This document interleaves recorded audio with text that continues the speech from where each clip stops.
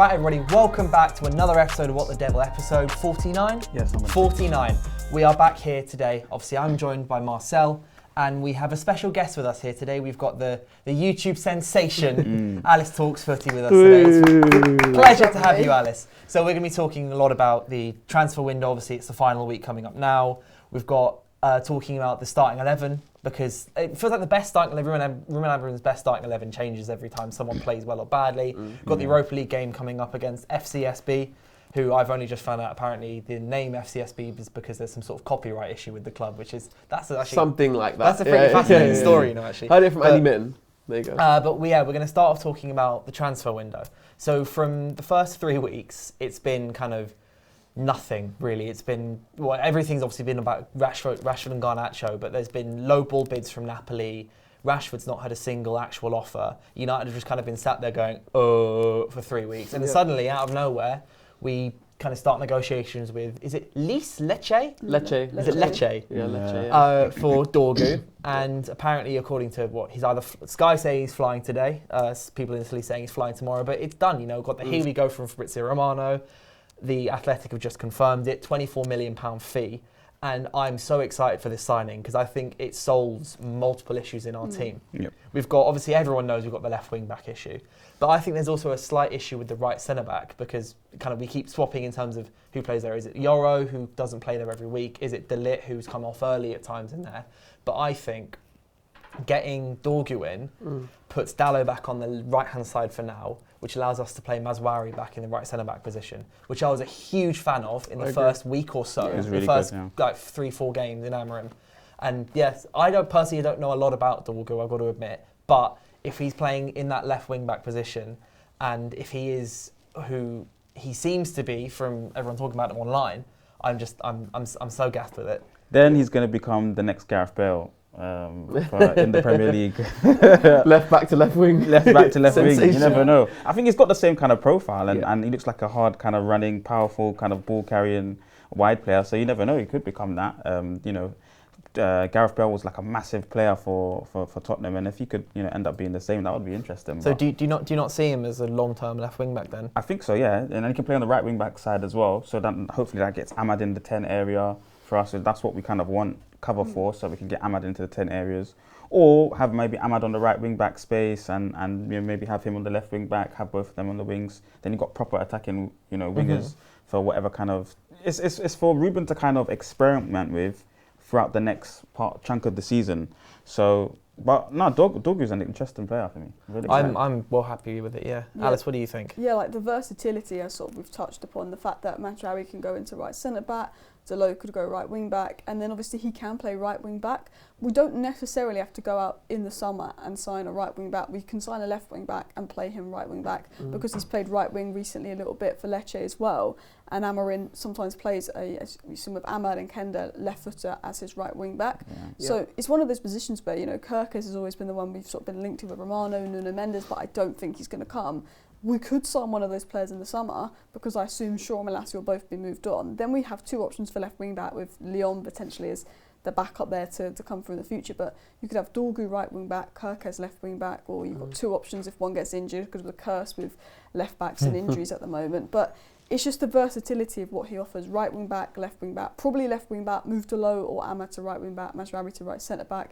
Because when you've got three centre-backs, you need more centre-backs to be fit. But if you know that Mazraoui can play right centre-back, and if Luke Shaw's back, he can always play left centre-back, you've got a bit of depth there. And also, like, in pre-season, I saw a little bit of him, not like the full game, just like the clips, of him playing left centre-back for Lecce in pre-season. And he looked quite comfortable there. Oh, really? So, yeah, in a back three, maybe he could do a job because he can play out the back quite well, and I think he's quite good on the ball. But I think his best position would be left wing back because we need that left footer, first time cross, but someone that's going to have that attacking instinct, happier to be more attacking. As I said, played a left wing in multiple games and likes to get forward 1v1.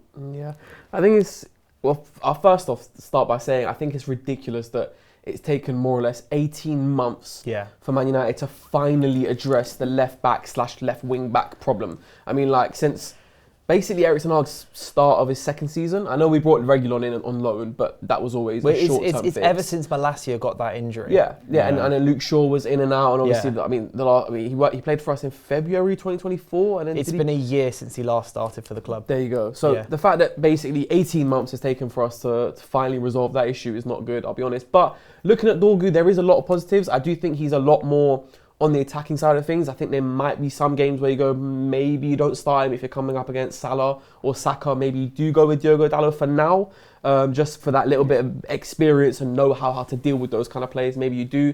But listen, 6'2", really strong, really tall, a great athlete. And actually, I was thinking about this earlier. I was thinking, in a time when Man United have said the problems they've had with the PSR limitations, etc., why did they not just go and get Alvaro? Because Alvaro was cheaper. 16 million buyback clause. You get him quite easily. So why didn't they do that?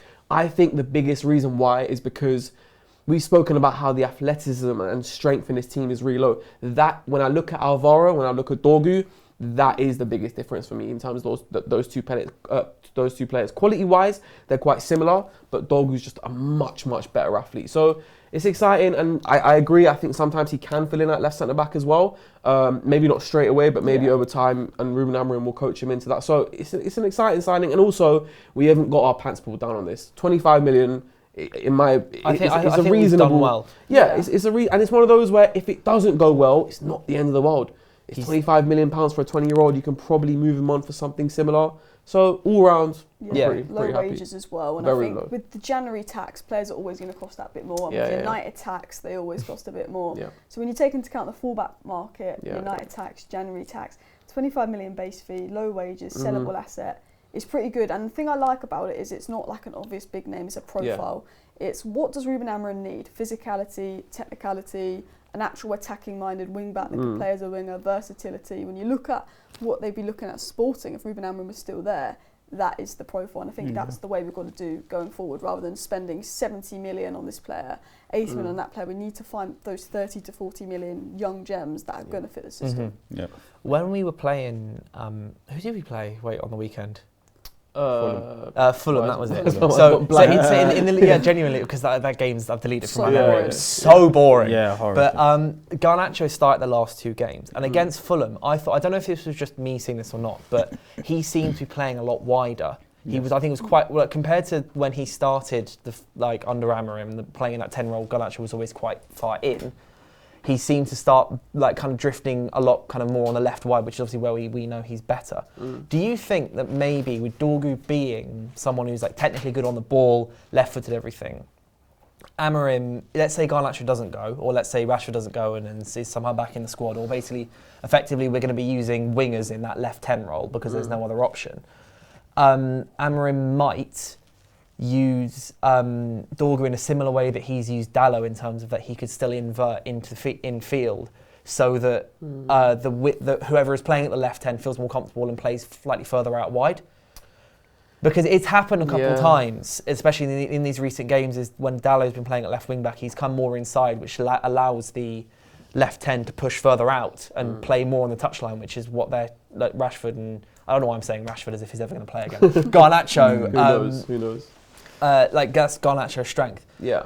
But I don't know if the fact that he's left-footed rather than right-footed would change that. Well, I think it's a quality issue. I think similar to what Alice was talking about, it's about profiles in the position, and mainly not profiles. The wording I think Ruben uses is characteristics. So the ability to play inside and outside, which is going inside a defender, that way of the pitch if we're talking about Garnacho's position, and outside, and it's the same thing for the left wing back. So because Garnacho can only play outside of the defender, whether he's on the right side, he likes to run down the line, so that's outside. And then whether it's kind of, on the left side of the pitch, it's kind of cutting in, or at least facing, he starts the dribble, trying to attack the outside. And then obviously when there's space and it's obvious, he'll cut inside for the shot. But, the left wing back also has to be able to do that, Dorgu, who we're talking about. But he seems like, from what I'm seeing from the videos, he can kind of carry the ball on his left foot and play inside the pitch from left wing back and outside. So that would then allow the manager to specifically give Garnacho, on that scenario, the license to just play outside, to stay, hold the pitch width, and then you can have a Mazwari sometimes peering up in that middle space, or in this particular case, a Dorgu. So I think it's about the characteristics. If you have a left-sided player or a left 10 that can do the inside and outside, and a left wing back that can do inside and outside of a defender, then there's a chance for creativity and mixing of play, and that kind of thing that Ruben talks about, when we're trying to sustain attacks in the final third, because there's multi kind of ways of attacking the defensive line. But for Garnacho, he's very kind of limited. Ruben has tried to put him in the right side of the right 10, and he kind of just always goes on the outside. He doesn't know how to link with his striker inside of the pitch, which would be using his right foot passing, or sometimes his left foot to control it that way. And then even sometimes in the left 10, as you see, he just stays out into the left wide area. So Ruben has forced to then put the right wing back in, specifically just supporting inside the pitch, so that he has the clear passing option. So I think it's more to do with Garnacho just not having the characteristics for that position right now. That would be my take on it. I know what you're sort of talking about, because there was a quote that came out yesterday when he was asked about Casemiro, and he said, Casemiro is a good player, he reads the game well, he knows where to position it, but he's saying for the intensity of his style and the intensity of the Premier League, Casemiro doesn't have those characteristics. And I think with Garnacho, it's a difficult one, because I like Garnacho. He's young. I think he can definitely develop and improve elements of his game. And I think what we've seen from him last season particularly was so exciting. There is question marks about, is he going to be more suited to playing a bit more on the inside? Obviously, Ten Hag's adapted. Amorim's adapted and played him a little bit wider these last 2 games. He even said that post-match he's had Garnacho a little bit wider, 1v1. So with Dorgu coming in and being more of a traditional left wing back, probably going to hold the width. He's probably going to want Garnacho to come more inside. Amad, we know Amad can do that. He did that at Sunderland. He operated in that role at Sunderland. Whereas players like Rashford and Garnacho are more traditional wingers. It's unknown if he's going to have the characteristics to do that. I think with Garnacho, because he's so young, there's so much potential. For me, I think it would be silly to rush the decision and just get rid of him in January. I think let's actually look what he does from now until the end of the season. And if they think, he doesn't have the characteristics for Amorim's system that someone like Cunha does, then you look at it maybe in the summer, can you get 70 million for Garnacho, replace him with Cunha? But I think for me, I think I don't want to write Garnacho off. I do have questions around him and the system, but I think he's got that potential and he's got that flair and he's got that quality, and obviously confidence is a big thing for him. But I think the characteristics of playing in the inside, he doesn't quite have what Amad has. And I think the biggest thing I noticed between Amad and Garnacho is Amad's ability to use his body in the tighter spaces. Even though Amad's not the most physical to hold off the defenders, he's just a lot better in the tighter spaces. He uses his body more to hold off players, create space and separation for himself. Whereas Garnacho is more of a direct player. But it will be interesting to see what happens. But I think I'd like to assess Garnacho between now and the end of the season. One thing I think we're going to notice from Dorgu straight away is that while he's capable on his right foot, it's not always the most comfortable for him. So I think with coming inside, you want someone who is a bit more comfortable on their right, because that is the angle you're opening up when you come inside. So I don't think Ruben Amorim will want to use him in that way as much. And I was actually looking at his heat map this morning, and when he's on the left or he's on the right, he is keeping the width quite a bit. Okay. He can come inside, there's no problem. I think we might see that sometimes, but I think we will see him keeping the width quite a bit. I think with Garnacho, the thing is, right, we saw how Amorim used Trincao at Sporting, and also how he used, I think it was Edwards, the English kid, at Marcus Sporting as well. Edwards, Marcus Edwards, that's the one. So they were a bit more traditional wingers, and they worked fine because they're small, they're nimble, they can still work in tighter areas. I think, and I hope, that's something that Garnacho can be coached and that he'll work on it, because at the end of the day, he is still 20 years old. When we were, the players that we've sort of been linked to, right, in Nkunku, 25 years old, while Felix, 24, 25 years old, Cunha is 25 or 26. So Garnacho has 5, maybe 6 years on a lot of these potential replacements. So for me, like Alice just said, it's a case of wait till the summer, see how he does in these 6 months. Can he be coached? Can he be adaptable? I'm hoping and I think that he can be. I think Garnacho stays in the summer. I reckon so. I don't see him leaving in January. No, definitely. I think that's actually out the window now.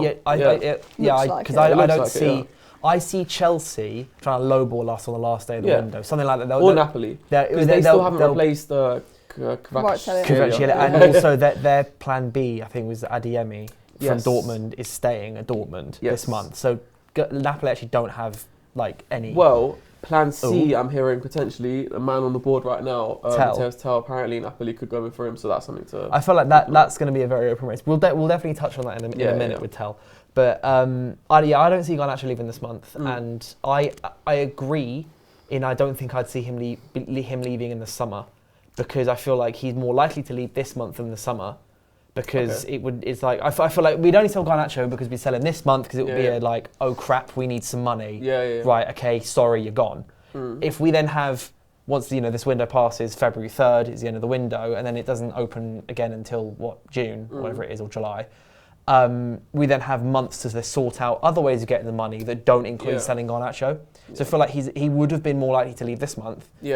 But he's not. I don't think he's going to leave this month. And the only way he leaves in the summer is if Amorim goes, I don't really need you. Well, isn't it also a message from Amorim, the fact that Garnacho started the last two? Oh yeah, no, that's something in itself. Yeah, that is true. I mean, I think Amorim said in his pressers, like, Garnacho's training hard, he's working hard, and I think we can see it. Because he had a big dip about 6 weeks, like kind of in the last 6 weeks, but he's been one of our best players in the last 2 weeks. He's not done much, but it's like the effort and stuff, which is what Amorim clearly rates and needs. He's trying to do something. And he is. I don't think he's going to make it, guys. I'm really sorry. I don't think he's going to make it. And I understand that you're saying, it's like, you're saying he's selecting him, so it's showing a positive kind of look on Garnacho's career here, but he just doesn't suit the system. But do you not think he can learn to suit the system? Because as Nick said, he's 20. And Ruben inherited this squad. I do agree with you, like, he can learn it, but it's just certain things you can kind of see in players already, and he doesn't look like a 10. He doesn't know how to drift or ghost into spaces or to get separation before the ball comes to him. Action happens as soon as he gets the ball, and he wants to dribble around you. But and kick and run. That's not really the style of 10 that we have, though. If you think about Ahmad, he's not ghosting into spaces, he's getting the ball and taking it into spaces. Would that not be the same, what Amorim would also want on the other side as well, which is what Garnacho would be good for? Yeah, you're right, Dylan. I just think Ahmad's capabilities are, though, to be able to do that. He is able to drift into spaces. He can, receive the ball in tight spaces. Garnacho has no characteristics for a 10. He just doesn't have it. We have to alter the way that our 10s play football when Garnacho's in there for his characteristics. He can't kind of arrive into the wide spaces. He has to be there already, and the ball has to be received to him. That's basically a winger. So I just think he won't make it. Obviously, Ruben has to be supportive of all his players throughout at all times, kind of thing. You can't say he's rubbish or surplus to requirements, even though he's kind of done that with a few players, but he has to get them on side. So I think that's why he's saying he believes in them or something right now. I think Garnacho has to go.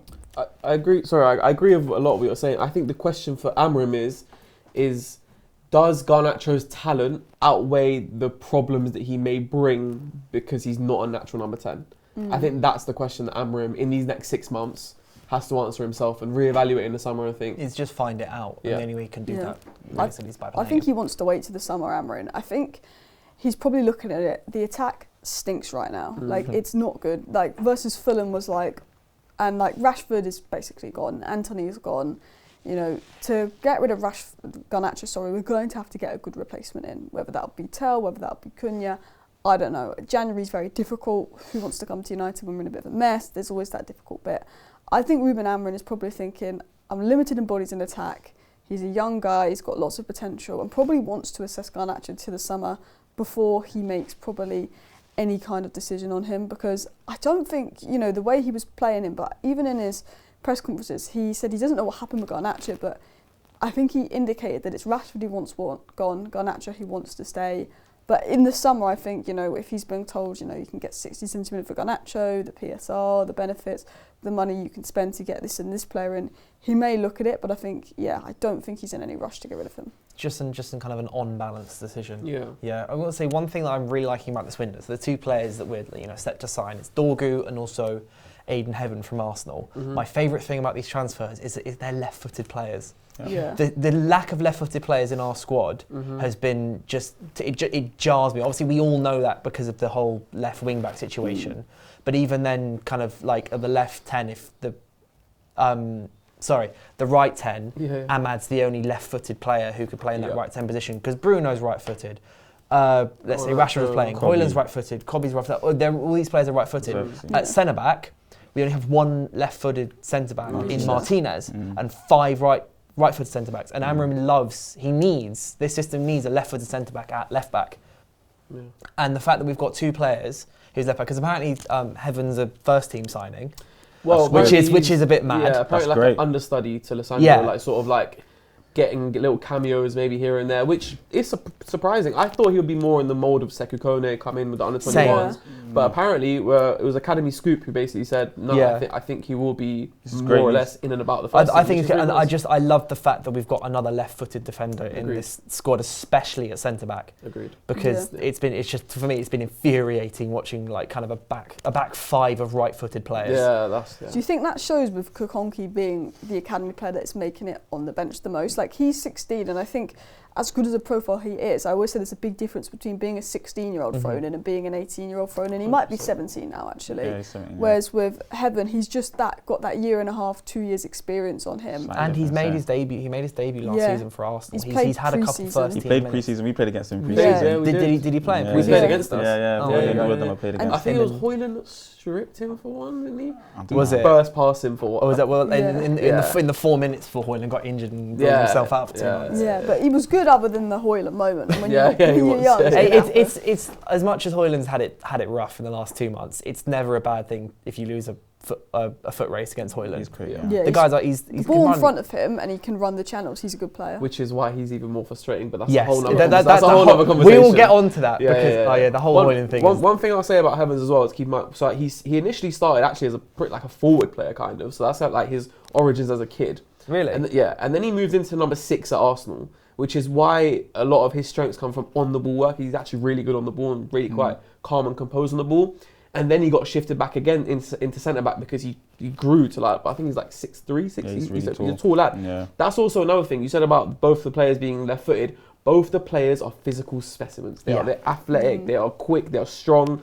That for me is a huge thing as well, because the whole set piece corner thing going on right now, and just generally being weak and stuff. So Heavens, nice signing, and obviously low fee, low risk. Can't really go wrong. I'm really happy. It's in the mould of all these other signings we've made that are just you can't help but go fantastic. It's Like one Cheeto, like positive- Kone, all these. Do you know what I really like is every player we brought in, as you touched upon, is going to improve the physical flooring or technical flooring if they reach their Needs potential. so Like Obi badly. Martin is huge. He's massive. I mean, like he's like Isak a little bit, built the same as Isak a little Even bit. Yeah. Jaden Heaven's huge as well. Yeah, he's huge. And then you've even got like Dorgu. Leon and Dorgu. I think they're both like quite physical and they're good in their physicality. Yeah, I and think stuff. Dorgu's like 6'1", isn't he? Yeah. Dorgu, Even he was Toby 6'2". Collier, that's theirs. Yeah, he must be Tall as well. 6 a little foot. bit. Yeah, I saw a video. This went like all over football Twitter the other day of like our 17-18 squad where we had Lukaku, Pogba, Martial, and I was Oh, 17-18 squad, right? Yeah, sorry, just the squad. Yeah, Maybe yeah, a sorry, bit late, sorry. but like kind of, I was looking at all the squads. I was thinking, Matic. these players are massive. Yeah.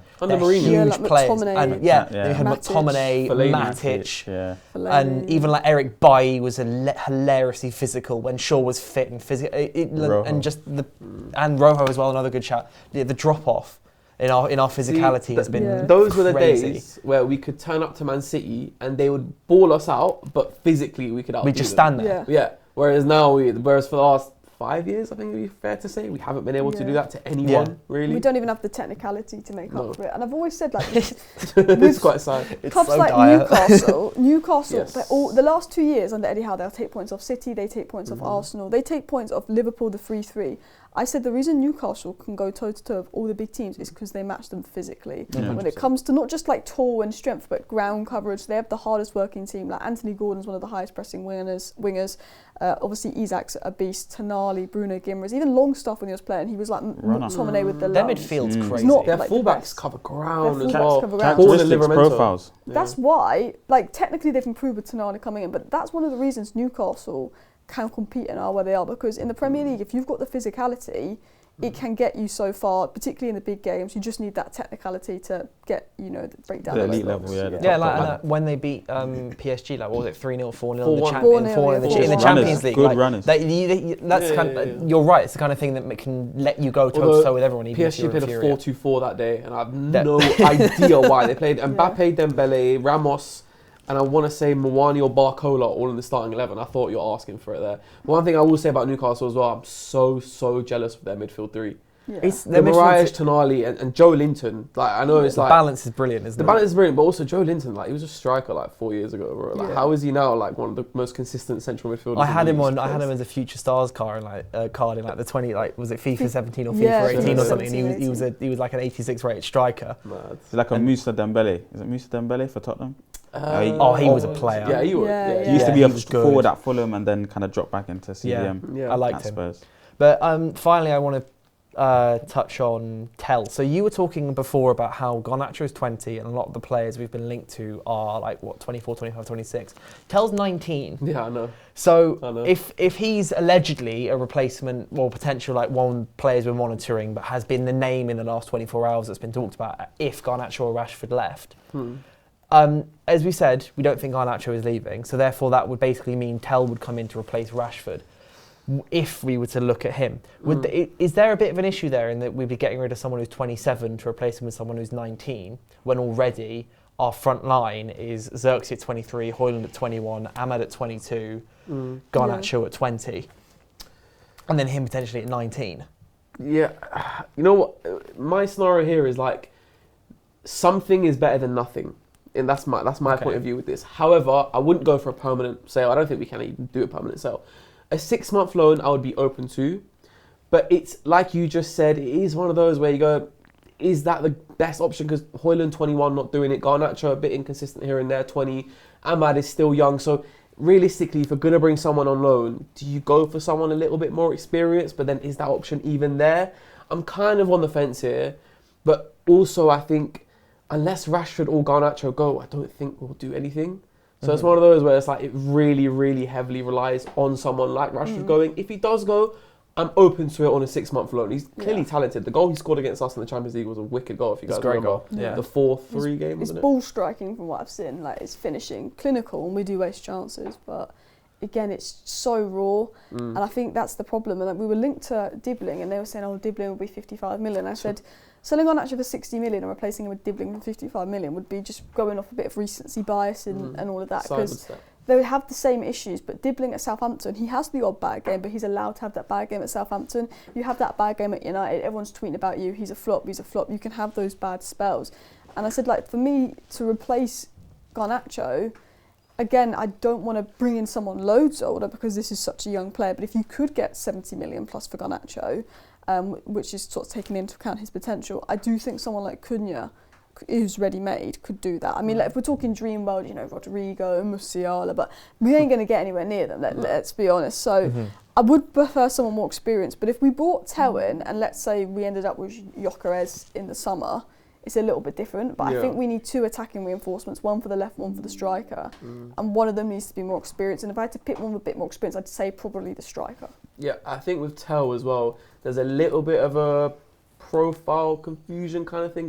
He sometimes plays as a striker, he sometimes plays on the left, sometimes on the right. Ideally, you'd want, like you just said, Cunha.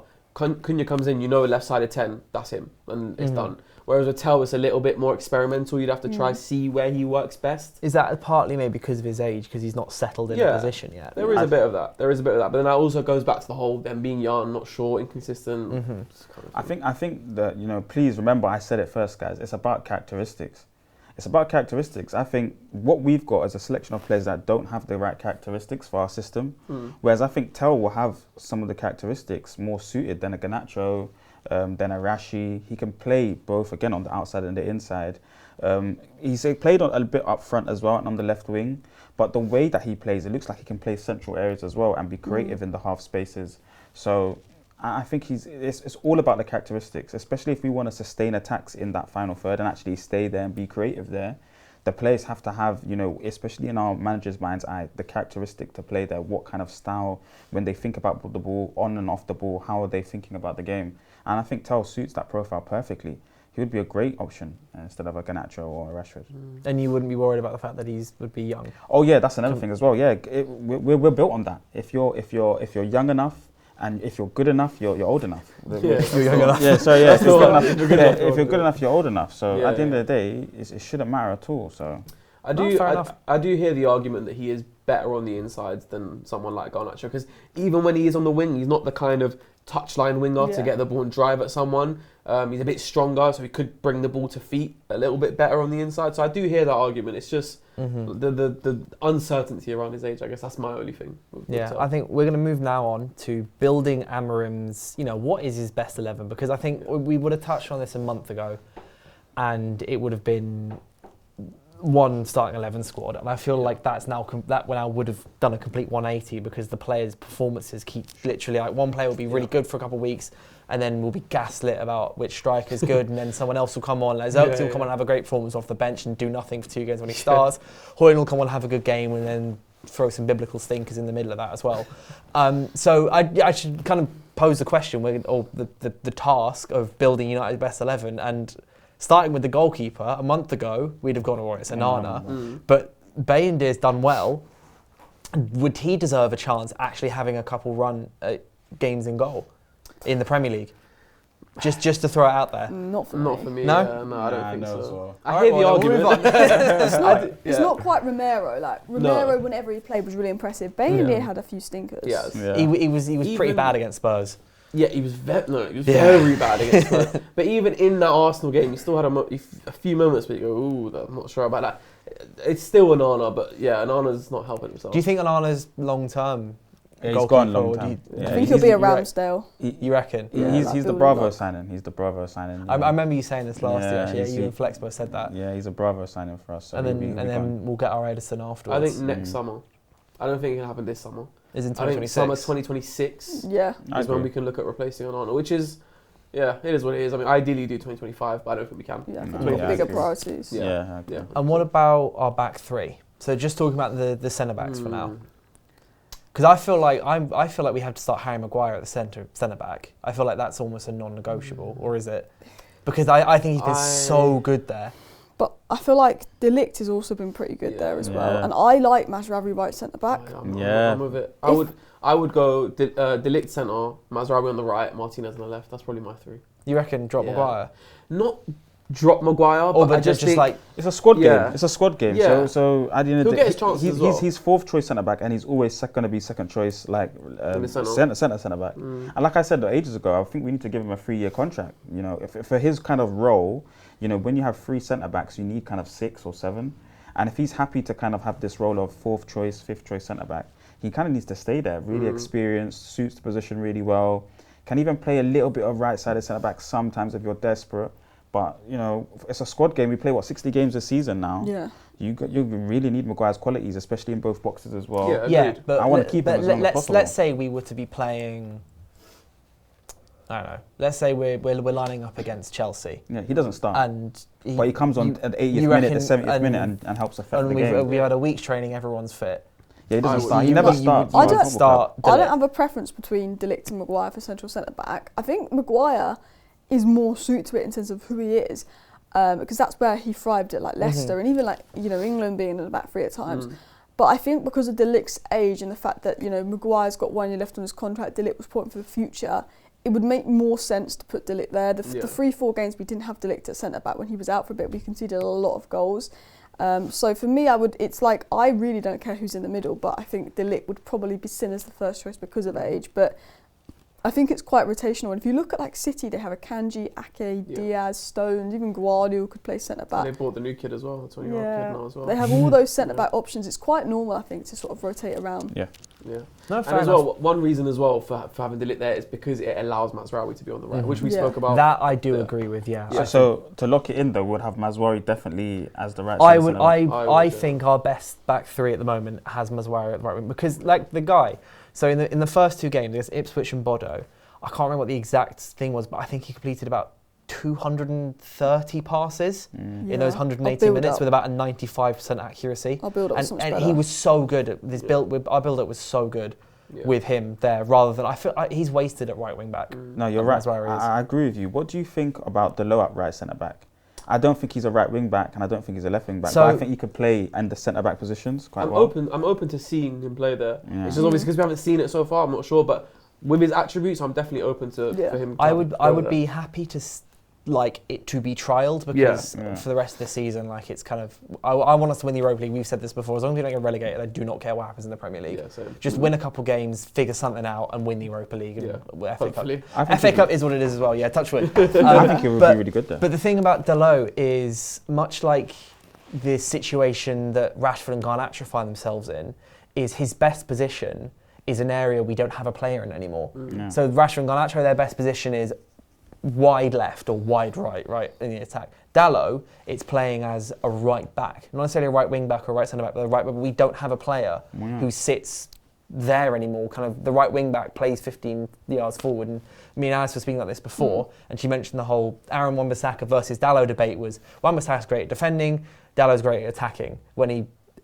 Dalot isn't fantastic at attacking. He's better. He's good with the ball at his feet. He's good at build up, but in terms of crossing, getting down the byline to get across and everything, all of this is as we were talking about before the podcast started. I agree. Dalot, I feel like might end up being a bit of a casualty of just the system. I was saying it's similar to like Garnacho, and I was saying that he needs to be sold. But in terms of what is required from the back three, it's just to start the plays.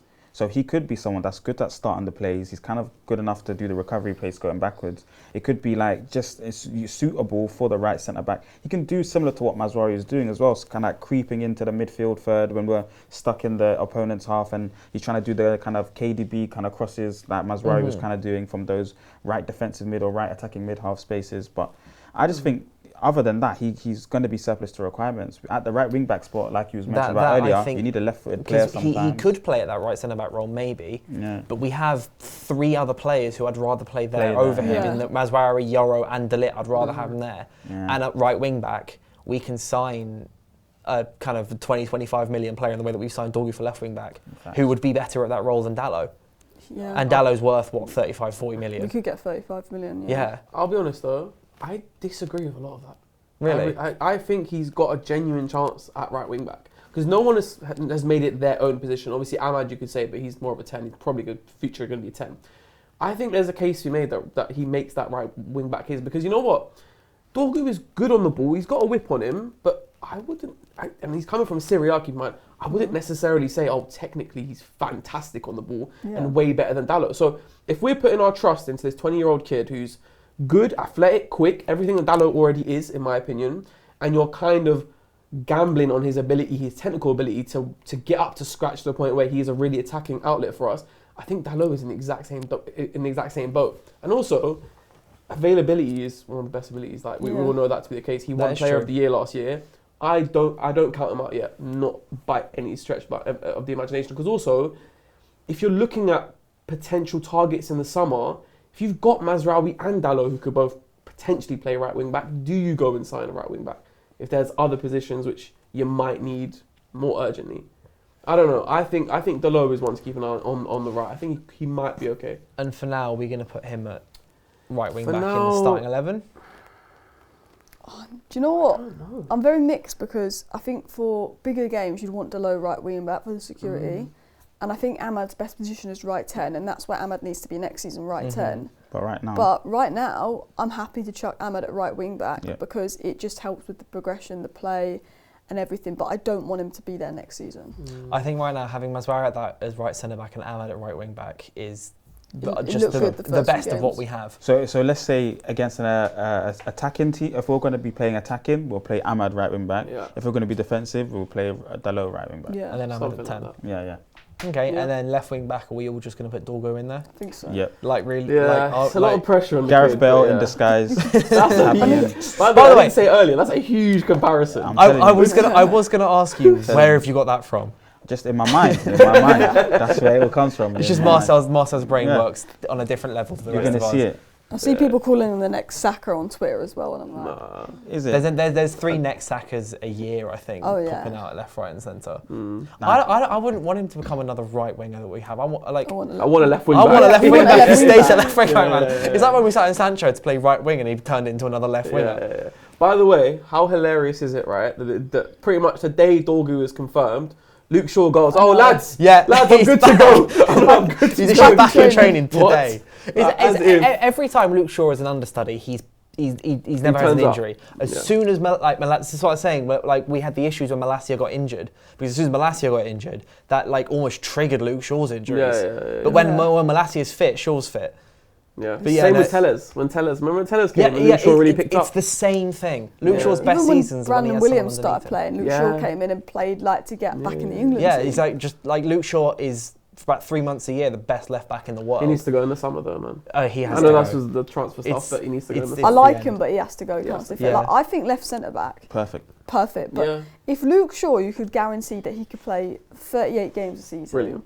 Unbelievable. I'd have him Yeah, at left I'd keep him centre-back. just for the league. But Don't play He's one in of the Cup, best don't play in the in Europa that League. position in the He's league. so good. If he starts. But it's just it's frustrating. infuriating, Him isn't and it? Mason Mount, I think they can get in that starting lineup, but you can't. You just Trust can't stay them. fit. Yeah. I was just on the topic of Mason Mount actually as well. I was going to move on to the midfield because this is where there's now a lot of kind of umming and ahhing about who. Because at the moment, I don't think we actually have a good midfield, like the players who can actually. I'm talking about that too, because Mainoo and Ugarte worked for a bit, but I don't think. I think it can work, but I don't think it should be that thing. Because Mainoo worked well alongside Casemiro, I feel. Because Mainoo, kind of Casemiro was someone, but he also, Casemiro passed forward a lot. Ugarte, I think, there's too much sideways passing going on with when Mainoo and Ugarte are playing. How I feel. Whereas when we've had Casemiro has always looked beyond the ball, pass it forward to Mainoo, or pass it forward to Bruno Fernandes, pass it forward to our strikers. He's playing those pinging balls, which he was really, really good at in his first couple of seasons. But at the same time, I can't think of a better midfield for us Bruno to have. Ugarte. Unless it's, I was about to say, I've been unless we saying it play for the Bruno. longest. I've been saying it for the longest. Bruno's an 8, by the way. Like, we need to get rid of this whole he's a 10. Go and give me the younger creative mind, the Musiala mind. Go and give me the Florian Wirtz, the younger one that we don't is need more. money. Yeah, but we'll go there. We're going in that. Get him out. Get him out so you can grow the space for him to go. So it's like he's an 8 now. He's an older mind and he's obsessed with seeing the picture quickly and playing it quickly. So that's an older player. Let him Bruno have the and tempo. Ugarte in there. Do you know, I've seen that more and more recently. I thought, actually, when Bruno's played out in the bigger games, he's done the job. He can do the ground coverage, he can get back. Like, he's got that bit of quality in him that can win you a game, and sometimes you want him further up. But the good thing about Bruno is you can make a sub and then move him to 10, and you can start him as an 8. And I wasn't fully on board with it at first, the Kobbie Mainoo as a 10 shout. In a 4-3-3, Kobbie Mainoo as a 10, because he's got the 2 behind him. But I was like, you know what? If we can get a bit of mobility at striker and on the left 10, when Kobbie and Ahmad play together, they link so well. Yeah. Like, the last 10 minutes versus Fulham was the only bit of the game worth watching. The Ahmad offside goal, which I'm sorry. It's not offside, is it? It's just you've just robbed us of a great goal. I'm fuming. Like, if that And me of about 6 FPL points. and I was saying that as well. Same. But I don't know if it's the answer, but I'd like to see maybe Kobbie tried in that right 10 with Ahmad right wing back, Mazraoui right centre back, Bruno right 8, just to see if we get the combinations, and then you can just swap Kobbie and Bruno around if it doesn't work, maybe. What about Kobbie in the left 10? That's where he's meant to be. Yeah. Well, I think we've got a big dilemma with Kobbie, if I'm being honest, because let's be honest, the system doesn't suit him. There's no natural place for him. I think that's fair to say. In the 8, he's just got, we'll see, but in the 8, too much space around him for him to cover. He's not got the legs, can't do it. In the 10, I think when everything is to feet, it is great. The only thing is for playing him in the 10 is that you lose a bit of that pace and a bit of that dynamism that like a Garnacho would bring, for example. But one thing that, I don't know if you guys have noticed on the Ruben Amorim, but it goes back to what you said about Ugarte side-to-side passes. Everything is pretty slow. We build up very slow, and we all move together. There is no vertical long pass. You said about Casemiro playing those long passes. They were so good for us. They were good for us, but also it was an instruction from Erik ten Hag. We want to move up the pitch really quickly as soon as we're in possession. Ruben Amorim is very, very different. Everything is very, very slow. So, Kobbie Mainoo in a 10, if we are going to build slow, if that is going to be how we play going forward, maybe it does work. If Ahmad bombs forward as well, gives them support. I think long as you had maybe a quick left winger for the pace outlet and a very good striker, it could work. Yeah, the only question is the mobility side. Yeah, I mean, even if you think about the goal against Wolves and the goal against Liverpool, the left 10. Where was he operating? Left 10. He's a left 10. He's a left 10, guys. And we shouldn't worry about like mobility because it's like a spacing or shape issue. If he's got enough red shirts around him, we can still get the ball quickly. We can initiate the presses because he's in the last line. He's in the forward line, so he's the highest one up there. We just all need to squeeze up and get closer to him because obviously he can't start the press because he'll be really slow going out to the player, whatever. But if we're all closer to him, then we can help him. Shut off the pitches together and help him. He's a left 10. He's a genius in tight spaces. He's creative. physical as well, can hold the ball, so we can finally have another player closer to Højlund that keeps it up there. And then if Ahmad's in there as well, it's just, I don't know why Ruben's trying to teach him the 8 and especially in a 2. Well, it's kind of a 4, but especially in a 2.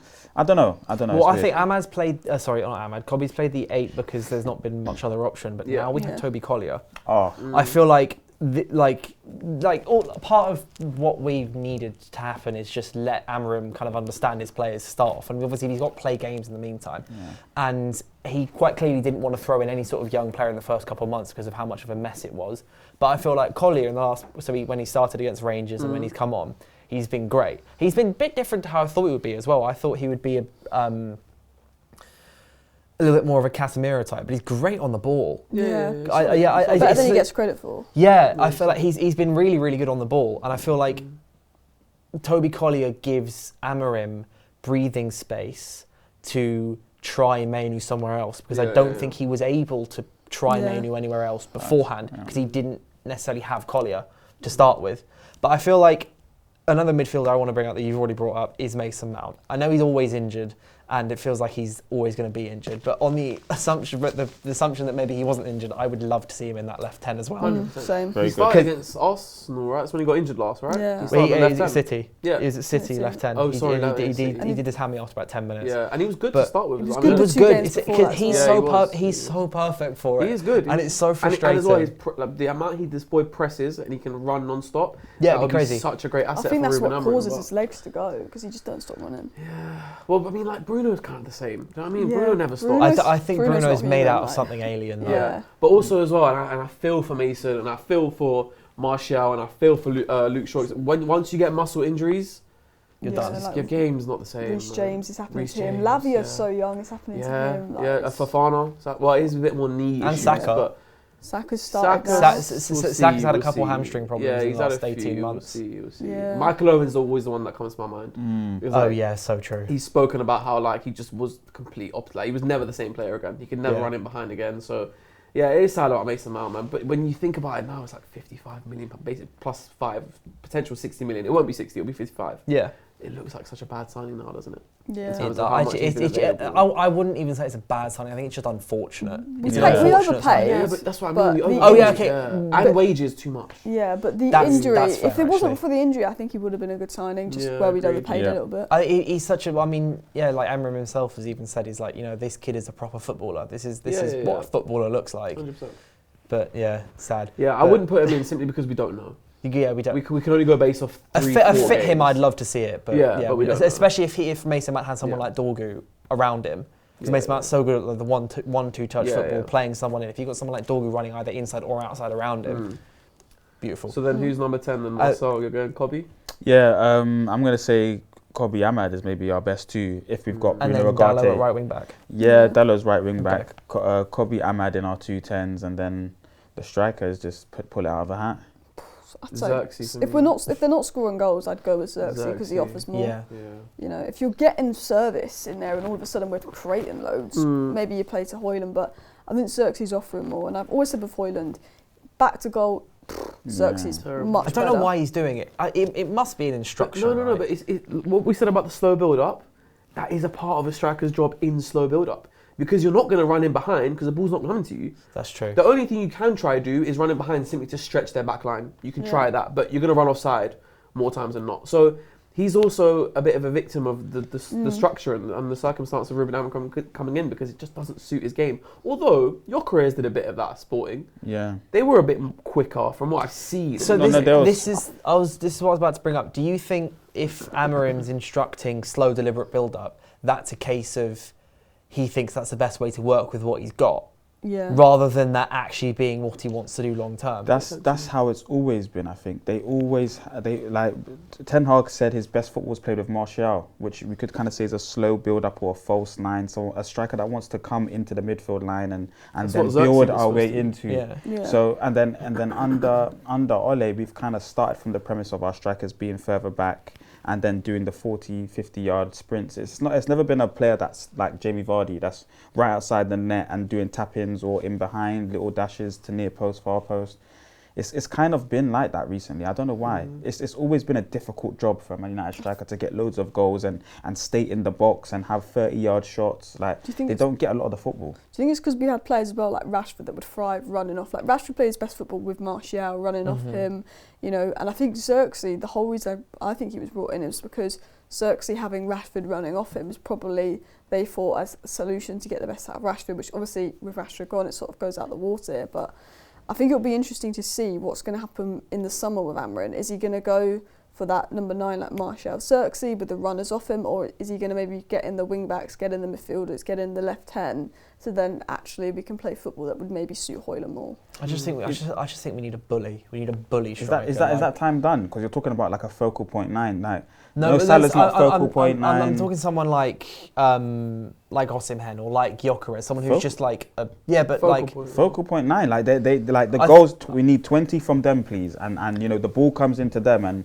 when it sticks to them, it's like we're deliberately looking for them all the time. I feel like that's a focal point 9. I don't think football kind of has it anymore. Is what I'm going like. Nicholas Jackson's not that kind of guy really. Liverpool don't have it. All the goals are spread out. Arsenal are struggling for one. Yeah, but City can't get their one none to of those score. teams play the kind of system that we do. The two strikers I've mentioned, in Gyökeres and Osimhen, have played in the current system. Like, well, obviously Gyökeres played in the exact system that he's played because it's under pretty much the exact system, and Osimhen did something similar. So is that the type of striker that you think we need? I think that's the kind of striker we need. What, like focal point? Yeah, a focal point bully striker. I agree, yeah. Go on. I think I wouldn't be shocked if we went for Samu at Porto if we can't he get was a so good Gyökeres. against us, actually. The way he destroyed it, the way that Chelsea were in for him. I don't know.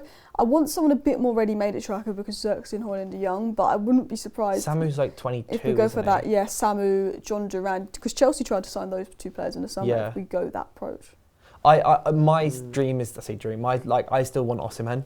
I've been saying this before because partly because I think it's a good value deal to get at the moment for 62. Obviously that's a lot of money, but I feel like we could get him for 62. He's got a 62 million release clause. It's not bad. That's what I'm saying. And Napoli want him gone. The only problem is with that is in the summer, for example, obviously with a release clause, you can't do instalment payments. A release clause, you have to play it all in one go. That's which is true. why we didn't pay Xerxes release clause. We paid that's extra. A good point. So can we pay 62 mil in one go in the summer? In my, like, that's just who I would want I agree. to be. Yeah. I agree. So, and I think that who the player is more important than the profile of player. Like, if there's a quality striker like Osimhen there available, you go for him. In that scenario, I would agree with you normally in the whole, you buy a profile, you buy like a type. But for the striker, I actually think we need a specific, him. Wait, so we didn't agree. What's our? So what's our tens? Who's our tens? So are we saying Ahmad's on the right wing back? Well, you said Ahmad at 10 and then Dalot right wing back. Depends who attacking formation. You have him in the 10 defensive. You have him. I would rather have Dalot right wing back and Ahmad 10 at the moment because we're more likely to play a team we want to attack against. Yeah. So then, if Bruno's centre mid, then does that leave left 10 to Garnacho? Then he's really our only option. Unless Kobe. Try Kobe. Yeah, Kobe. Could try. I would leave Garnacho in there at the moment, but I would happily revise that if Kobe played a couple of games there and played well. Because Garnacho's played well there. He's played well there, especially and with the addition of Dorgu. Go on. I was going to say we've got Onana, and then Mazwari, De Ligt, Martinez, Dalot, Dorgu, and then the midfield two is Bruno Ugarte. Yeah. And then Ahmad right 10, Garnacho left 10, Xerxes up front. Yeah. Right now it is Xerxes. Yeah. Which is mad. It's extremely. We need new players, man. We need some new players. Yeah. You know what though? I understand obviously the youth academy. You don't want to expose them to, to the first team football when we're not playing well. But would it be harmful giving Cheeto like 10 minutes off the bench against, for example, FA Cup, Leicester City? If we're winning like 2-3-0, which we don't know we will, but would it be that bad giving him a little run out? I don't think Amorim sees the point in that. Yeah, first. I feel like that's kind of thing you do, if stuff's going kind of smoothly and you can just, embed him in a few training sessions. But like that's why I think Kukonke's not played either. Yeah. Only reason why I said it is because we did it with Kobe. Do you remember in Erik ten Hag's first season, he gave Kobe a first Premier League debut and then we didn't see him again. But I think it was just sort of like integrated just so we can see. It was the Carabao Cup, but because his Prem debut was the Everton game. Gobbies. Yeah. I would His but he played. I think he started in the Carabao Cup once. Yeah. Fairs, okay. But because Yeah. Chidi Martin's only just turned 17. Like Mainoo at least was like Yeah, it's no 18 big at gap that point. anyway. Or maybe he was just 17, think and that pre-season. was in a dead rubber tie. Yeah. All youth players. Chido's a bit different, I think. All youth players this season need to be played. That are available to be played for 10 to 15 minutes per game. If Give them a chance. get every single one in this kind of I think season. that's something you should look to from the summer onwards. Yeah, I think he's waiting for pre-season. There's to assess them. so much chaos at the moment. I don't. This is the I don't. perfect time for it. But I don't see the benefit of it. Like, cool, you got 15 minutes. Well, so in that particular example, you've already got two younger strikers vying for minutes, so maybe not that one. But other players, Harry Amas, there's a couple players that maybe can play 10. There's a couple centre-backs, we're talking about Heaven, he can play. There's minutes there. There's definitely, we should be seeing at least 3 or 2. Dango, I think, is injured, but I'd have really liked to see him join the squad if he was fit and available, because he's a good player. I don't think he's not one that's going to He's make it. never going to make it, yeah, Unfortunately, unfortunately. I don't think he's quite there. Also, a lot of our youth players, I think we've made the better decision. Like, half of them have gone on loan. Yeah. We've got Ethan Ennis has gone on loan. Wheatley's gone on loan. All the Ethans have Williams has gone gone on loan. Yeah, they've all gone on loan. Yeah. And then someone else went on loan recently as well. Whoever's available needs to play, though. There's like 4 or 5 of them. Amas is going apparently as well. Amas might go on loan, yeah. But I Yeah. want to touch on the Europa League game. Obviously, so we got this last game, FCSB, coming up, and they are 7th or 8th. So they're not the kind of like dead rubber team that I would have assumed about 4 days ago before I actually looked at it. Yeah. They're 8, so they are fighting for their lives in order to get in this final in this top 8. So it's not going to be in any stretch of the imagination an easy game.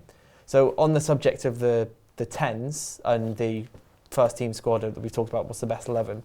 Should we be playing close to that starting 11, or should we see our Euro come in and stuff? Rotate it, I think. Do you want to see some rotation? Yeah, we've got a game on Sunday, and this is going to be a midweek game. See Ericsson have a couple minutes in the 10. Make some clever decisions in terms of rotating the centre backs, especially the wing back area as well, and then go from there. But I think he's still got to rotate the squad. He's inherited this squad, and most of these players don't have the characteristics to play the positions, and they're all not. Ten Hag told us about the lack of robust players in the team and physical players. So he needs to rotate as much as he can. Yeah, no, I agree, and I also think like with rotating, it's not like we're bringing in someone like appalling. Like Euro did well at Lille in the French league. Ericsson is a good player, so it's like if you're going to sub out someone for Ericsson and someone for Euro to get maybe a bit of rest in a Delict and I don't know, even like Bruno won't be rested, he's like magic man. I think you can do that. I think there is players like Bruno Fernandes and Ahmad that you probably want to start with the quality, but I think Ahmad can come off the bench if we want to rest him, keep him fresh for the game. But I think we're in a somewhat position to rotate. And even Højlund, I think Zirkzee will start in the Premier League, but Højlund's done well in the Europa League. Yes, yeah. I would rotate a bit, not too much. I've spoken about how important the Europa League is for us, and I think we need to make sure we push through with that. I think Bayern will probably start because he started against Rangers, so it seems like he's now going to be the cup manager, cup goalkeeper, sorry.